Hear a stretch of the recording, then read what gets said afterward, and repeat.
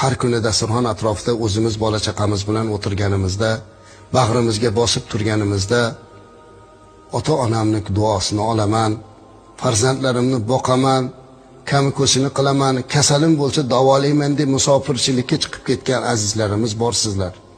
Alloh sizlarni salomat qilsin. Lekin sizlarni qalbingizga bir xursandchilik beray. Payg'ambarimiz alayhissalatu vasallam musofirning duosi mustajab dedimi? Siz bugun musofirlikda turib bizning haqqimizga, farzandlaringiz haqqiga duo qiling. To'g'ri, bizga o'xshab bolangizni boshini sila olmayapsiz. Yuzidan o'pa olmayapsiz. Ota-onangizni oldida tura olmayapsiz. Kechqurun ko'zingizga uyqu kelmayapti. Lekin aziz dindoshim, hurmatli yurtdoshim, musofir musulmonim, lekin siz duo qabul bo'ladigan kimsa bo'lib turibsiz. Bu sizga Allohning marhamati. Duo qiling.